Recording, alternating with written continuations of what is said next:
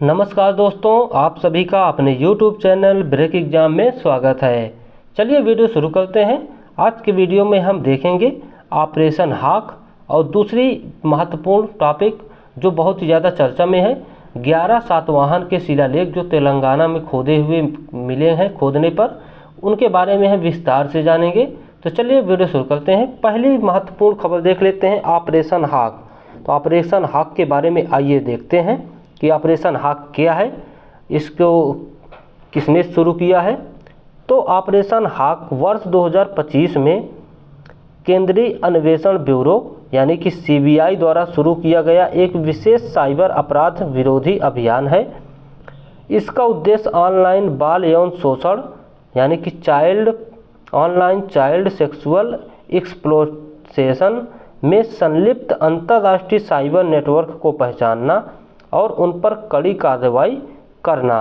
तो इसका मुख्य उद्देश्य है। तो हाक इसलिए शुरू किया गया है, याद रखिएगा। पहला तो इसका मुख्य इम्पॉर्टेंट पॉइंट कि CBI ने इसको शुरू किया है। दूसरा, क्यों शुरू किया गया है, तो ऑनलाइन बाल यौन शोषण से निपटने के लिए।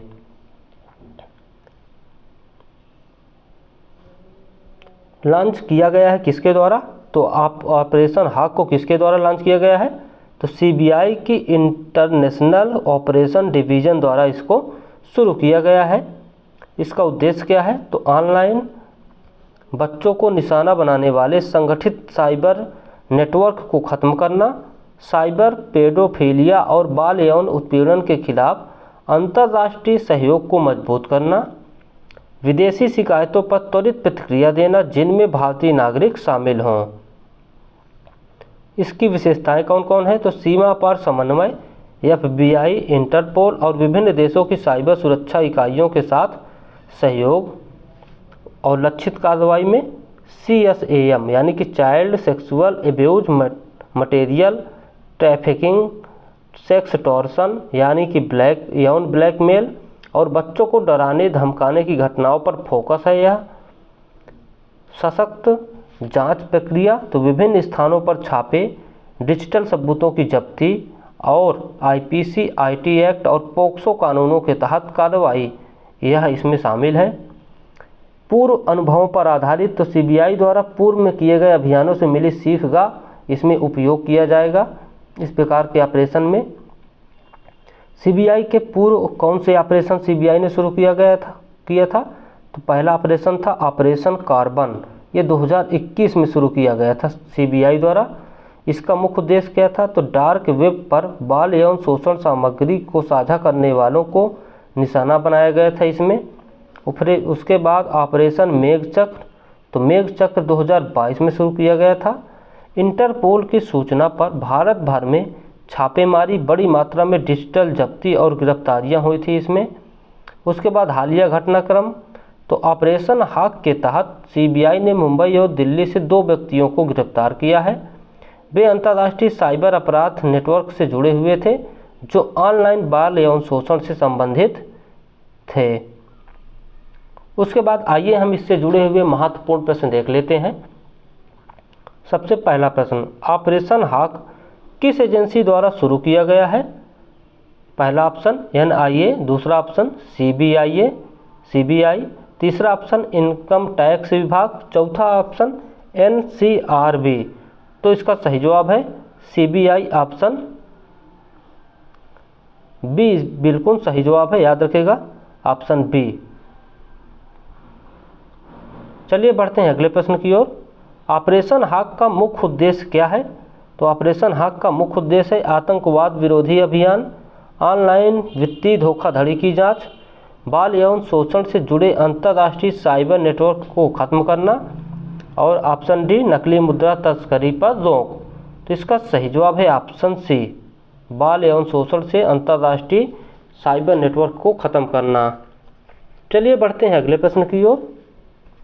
अगला प्रश्न है, ऑपरेशन हाक के तहत किस वर्ष में कार्रवाई की गई है। तो ऑपरेशन हाक के तहत इसके ऑप्शन है, option 2022, option B 2023, option C 2024, option D 2025। तो ऑप्शन D बिल्कुल करेक्ट जवाब है, 2025 में इसके तहत कार्रवाई की गई है CBI द्वारा। उसके बाद अगला प्रश्न है, ऑपरेशन हक के अंतर्गत किन अपराधों पर विशेष ध्यान दिया जाता है? पहला ऑप्शन है साइबर ठगी और मनी लॉन्ड्रिंग, दूसरा ऑप्शन ड्रग्स तस्करी, तीसरा ऑप्शन सेक्स टॉर्शन CSAM यानी कि child sexual abuse material trafficking और बच्चों को डराना धमकाना, और चौथा ऑप्शन डी है अवैध हथियारों की तस्करी। तो इसका सही जवाब है ऑप्शन सी। चलिए बढ़ते हैं अगले प्रश्न की ओर। ऑपरेशन हॉक के तहत अंतर्राष्ट्रीय सहयोग किसके साथ किया गया? तो इसका सही जवाब क्या है? सिर्फ इंटरपोल, सिर्फ FBI, और तो ऑप्शन सी है FBI, इंटरपोल और स्थानीय साइबर इकाइयों के साथ। तो इसका सही जवाब है ऑप्शन सी। चलिए बढ़ते हैं अगले महत्वपूर्ण प्रश्न खबर की ओर। यह खबर है सातवाहन वंश से संबंधित। आइए सबसे पहले सातवाहन वंश के बारे में देख लेते हैं। हाल ही की खोज क्या है? भारतीय पुरातत्व सर्वेक्षण ने तेलंगाना के पेदमपल्ली जिले के गुंडाराम वन क्षेत्र में 11 सातवाहन कालीन शिलालेखों की खोज की है। इनमें से 2 शिलालेखों में छोटू वंश और सातवाहन कुमार हकुसिदी का उल्लेख है, जिनमें प्रारंभिक ब्राह्मी लिपि और धार्मिक राजनीतिक प्रतीकों का उपयोग हुआ है। उसके बाद हम आगे देख लेते हैं सातवाहन वंश का परिचय। तो सबसे पहले सातवाहन वंश की स्थापना किसने किया था? तो ये सिमुक ने किया था। ये मौर्य काल के बाद आया था। तो मौर्य काल के बाद सातवाहन आए थे। ईसा पूर्व पहली सदी के मध्य में। नाम की उत्पत्ति सातवाहन प्राकृतिक शब्द भाषा का एक शब्द है जिससे इनकी उत्पत्ति हुई है और जिसका अर्थ है सात द्वारा चलाया गया, जो सूर्य देव के रथ से संबंधित है। मुख्य क्षेत्र इनका कहाँ पर है? तो आंध्र प्रदेश, तेलंगाना और महाराष्ट्र में सातवाहनों का मुख्य क्षेत्र था। उसके बाद इनकी राजधानी कौन सी? तो प्रतिष्ठान और अमरावती इनकी मुख्य राजधानी थी। प्रमुख शासक कौन कौन थे? तो प्रमुख शासक सिमुक संस्थापक राजा, और जैन और बौद्ध मंदिरों का निर्माण इन्होंने किया था। दूसरे शासक सातकर्णी थे जो 70 से 60 ईसा पूर्व शासन किए हैं। इनका मुख्य उपलब्धि कलिंग विजय, अश्वमेध यज्ञ और वैदिक उपाधियों धारण करने वाले ये शासक थे, सातकर्णी प्रथम। उसके बाद हाल, तो हाल गाथा सप्तशती के अनुसार 700 प्राकृतिक प्रेम कविताओं का संग्रह है, इन्होंने लिखा था। तो हाल ने, याद रखेगा, 700 प्राकृतिक प्रेम कविताओं का संग्रह को इन्होंने किया था। उसके बाद गौतमी पुत्र सातकर्णी 106 से 130 ईसा पूर्व तक इन्होंने शासन किया। सबसे महान शासक थे। शक शासक नाहपान को हराया था। एक ब्राह्मण और क्षत्रियों के गर्व को नष्ट करने वाला कहे गए इनको कहा गया। कृष्णा नदी से लेकर मालवा तक साम्राज्य का इनका विस्तार था। तो याद रखिएगा, इनको एक ब्राह्मण की भी उपाधि दी गई थी। चलिए बढ़ते हैं अगले शासक से। यज्ञ श्री सातकर्णी 165 से 194। व्यापार और समुद्री नौवहन को बढ़ावा देना। उनके सिक्कों पर जहाज के चित्र मिलते हैं।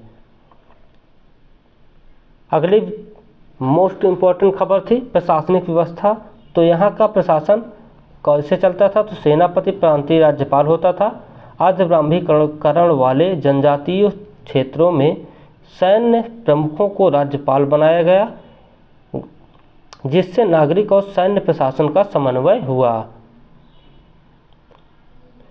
विभक्त सामंती प्रणाली। तो विभक्त सामंती प्रणाली में इनके 3 भागों में इसको बांटा गया था। पहला था राजा, दूसरा था महाभोज, तीसरा था सेनापति। तो 3 भागों में इनके शासन विभाग को बांटा गया था। अगला है कर मुक्त भूमिदान। तो ब्राह्मणों और बौद्ध भिक्षुओं को शैक्षिक और धार्मिक उद्देश्य से भूमिदान कर दी जाती थी इनके समय में। आर्थिक योगदान में कृषि, कृष्णा गोदावरी डेल्टा धान की उपज के लिए जो सबसे ज़्यादा फेमस था। खनिज और व्यापार। तो खनिज और व्यापार में लौह खनन वारंगल में होता था। सोना कोलार में मिलता था और आंतरिक और समुद्री व्यापार से भी यह क्षेत्र अत्यंत समृद्ध था। सिक्के, तो भारत के पहले स्वदेशी शासक जिन्होंने प्राकृतिक भाषा में चित्रयुक्त सिक्के जारी किए। सांस्कृतिक और धार्मिक विरासत, तो स्थापत्य कला में काले का चैत्य, अमरावती और नागार्जुन कोंडा के स्तूप, कला और धर्म का सुंदर मिश्रण। उसके बाद भाषा और लिपि, तो प्राकृतिक भाषा प्रशासनिक भाषा थी। ब्राह्मी लिपि में अभिलेख जिससे आम जनता तक संदेश पहुँचे। चलिए बढ़ते हैं इससे जुड़े ही इम्पॉर्टेंट MCQ क्वेश्चन की ओर। तो पहला प्रश्न है, सातवाहन वंश का संस्थापक कौन था? तो इसका सही जवाब क्या है? सिमुक, ऑप्शन सी बिल्कुल सही जवाब है। अगला प्रश्न है, सातवाहन वंश की प्रमुख राजधानियाँ कौन सी थी? तो इसका सही जवाब है सातवाहन वंश की प्रमुख राजधानियाँ ऑप्शन बी अमरावती और प्रतिष्ठान। अगला प्रश्न है, गाथा सप्तशती नामक प्राकृतिक प्रेम कविताओं का संग्रह किस शासक ने लिखा था? तो इसका सही जवाब है हाल,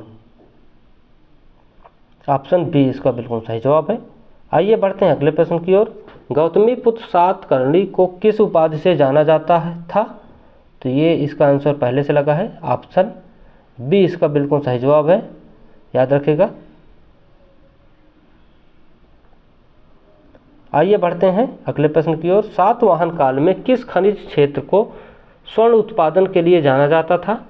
तो सातवाहन काल में स्वर्ण उत्पादन के लिए कोलार फेमस था, ऑप्शन सी बिल्कुल सही जवाब है। सातवाहन शासकों के सिक्कों पर किस भाषा और लिपि का प्रयोग होता था? तो प्राकृतिक और ब्राह्मी लिपि, ऑप्शन सी बिल्कुल सही जवाब है इसका, प्राकृतिक और ब्राह्मी लिपि। आइए बढ़ते हैं अगले प्रश्न की ओर। सातवाहन काल में सैन्य प्रमुख सेनापति की भूमिका क्या थी? तो इसका मुख्य उद्देश्य क्या था सेनापति का? तो नागरिक और सैन्य प्रशासन को संभाले रखना इसका मुख्य उद्देश्य था, ऑप्शन सी। तो चलिए दोस्तों, आज के लिए बस इतना ही। मिलते हैं फिर से नए वीडियो में, तब तक के लिए थैंक यू, बाय।